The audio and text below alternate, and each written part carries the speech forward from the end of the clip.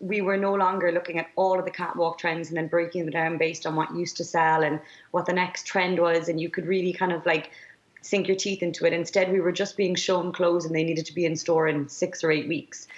Just being shown a picture of somebody from the Kardashians and being told people want to wear this. So what I just basically started to notice was that it was less design and it was more consumption, and it just wasn't something I was enjoying anymore. You know, it had started because the customer had changed. The customer was now wearing clothes more for photographs and putting on social media, so they wanted a different type of garment. Wow, yeah, they couldn't be seen in it twice. That's not good for content, for the followers.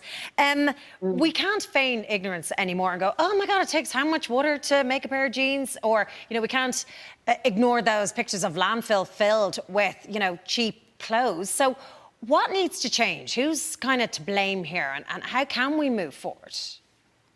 I think the customer needs to slow down. What we've got to remember is a lot of people put pressure on people to be sustainable. That you've got to remember, not all clothes, sustainable clothes, are available in all sizes or in all budgets or in all cities or towns. There are people trying to dress their children. There are people trying to dress on a limited budget. There are people trying to dress for sizes that not every store caters for. So by slowing down consumption instead of just reaching straight for sustainable is the way to do it. I also think brands have a responsibility, but brands will always want to pay the bills. They'll always respond to the customer. So the rest of the market is relying on the person who overshops to just slow down, and it will basically increase the chances of us having better made clothes at a lower budget. We did do it before and we did it well. We used to design clothes quite often for places like on the high street, I won't name them, and there was a great quality there at a great price. But when people started to want fashion at a really cheap price, that's when we started to lose it, because people didn't expect high quality. It's like wearing a fancy dress garment. You wear it once, you don't expect it to even wash well. Yeah. Do you feel like even moves, say, with, you know, this season of Love Island, you know, not having a fast fashion sponsor, is that encouraging? Do you think that is, you know, an indicator of a shift perhaps in our spending habits? Or do you think are you a bit cynical about a move like that?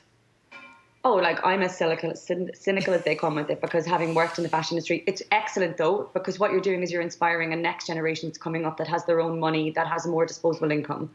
But when you have encouraged people to put that much polyester, something that doesn't break down, you will be dead before the garments that you have bought and worn once wear out in our planet.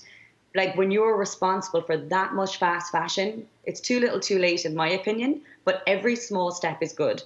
There's a lot of judgment in sustainability. I shop on the high street. I don't have the budget for doing high end, but I'm still trying to shop more sustainably than somebody who's wearing once and dumping. So I think we need to erase the thing of being the perfect shopper and being a more conscious shopper.